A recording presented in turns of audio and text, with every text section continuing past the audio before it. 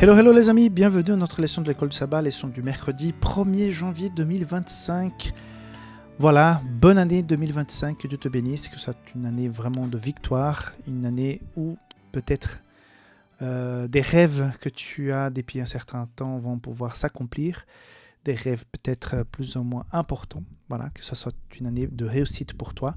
Et j'espère que ça sera une année où tu vas te rapprocher davantage de Dieu, de sa parole, pour vivre une vie en harmonie avec ses valeurs. C'est la meilleure décision qu'on puisse prendre pour un début d'année. Donc malgré tous les rêves, les projets, les choses que tu as à faire cette année, mets en priorité, donner une très bonne place pour Jésus dans ta vie. La leçon d'aujourd'hui parle donc du noce et des invités qui étaient indignes à deux moments différents. Donc nous allons comprendre qu'est-ce que cela a à voir avec l'amour de Dieu pour nous. Et pour la première fois dans la leçon de cette semaine, il sera question de l'amour de l'être humain envers Dieu.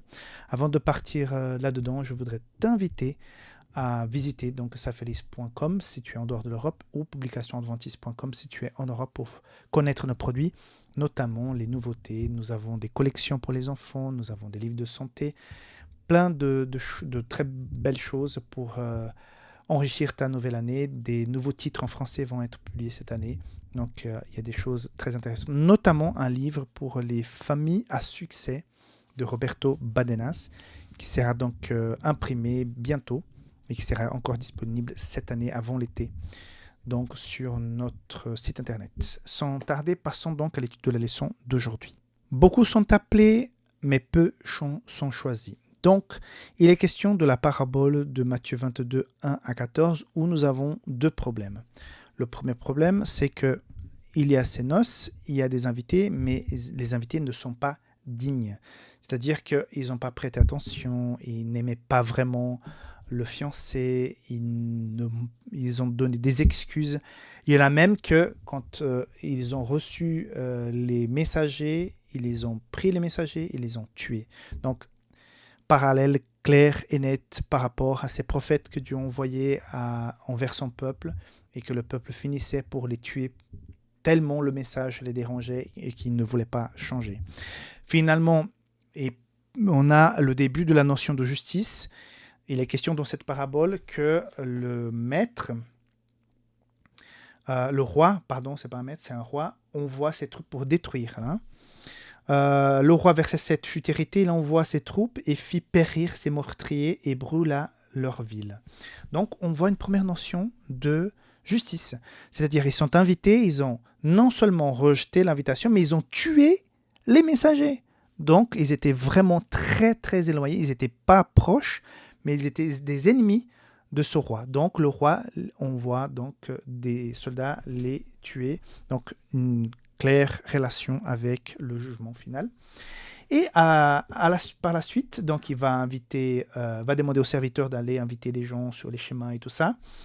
Et donc les gens viennent, mais finalement, en se baladant dans son salon de fête, il va voir, verset 11, le roi entra pour voir ceux qui étaient à table, et il aperçut là un homme qui n'avait pas revêtu un habit de noces.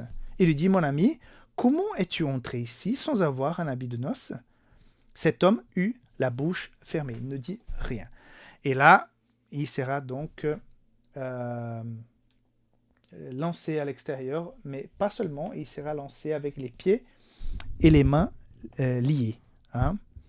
Donc il y aura des pleurs et des grincements de dents. Encore une fois, un deuxième rapport dans la même parabole par rapport à la justice de Dieu et à la fin de ce monde. Donc, pourquoi cet homme donc on a déjà compris que ceux qui ont rejeté, ils avaient le droit d'aller au pas, mais en plus de ne pas accepter, ils ont attaqué, donc ils se sont fait détruire.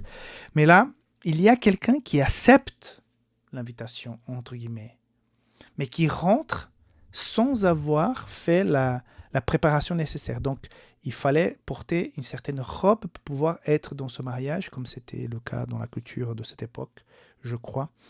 Et donc, la personne est là, mais son cœur n'y est pas. Donc, ça lui dit, ouais, pourquoi pas, je serai à cette noce, mais pas vraiment en même temps. Je Je suis présent physiquement, mais je ne m'engage pas profondément dans cette relation avec le fiancé et ce mariage. Donc, c'est exactement ce qui nous arrive aujourd'hui. Cette parabole parle de nous.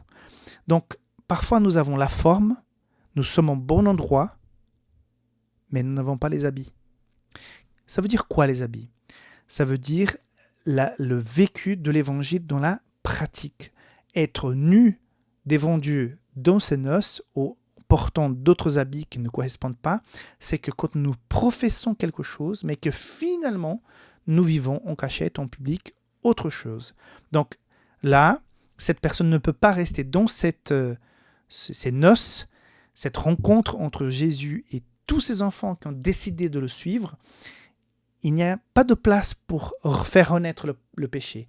Qui a envie d'aller dans le ciel et rebelote, on recommence le péché et ça redémarre pour une nouvelle vie pleine de misère, de maladie, de mort, de trahison? Non. Si le ciel, c'est pour revivre la même chose, autant s'arrêter ici, c'est bon, on en a assez de souffrir. Non, c'est autre chose. Et comment puis-je prétendre faire partie de cette nouvelle famille si je ne vis pas les valeurs de cette famille? Disons que tu as une famille, tu as plusieurs enfants, mais il y a 5-6 enfants, mais un enfant est un voleur. Et qu'à chaque fois qu'il vient, il vole même ses frères. Il vole, il y a des problèmes partout avec la police. Il y a des moments où ça ne joue pas. À un moment donné, il sera en prison à cause de tout ce qu'il a fait. Quand la nouvelle rencontre de famille sera annoncée, il ne sera pas présent. Parce qu'il a choisi par son comportement de perdre sa liberté. Tandis qu'avec Jésus, il donne la liberté pour qu'on puisse faire le bon choix. Si tu fais le mauvais, finalement, tu finiras pour être pris dans les conséquences normales et naturelles de tes actions.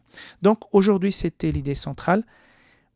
Il y a quelque part, de la part de l'être humain, ce n'est pas qu'on va rembourser ou payer ou faire quelque chose, mais il y a une attente naturelle d'une vie selon les valeurs qui sont proposées par le père, par le maître, par le fiancé.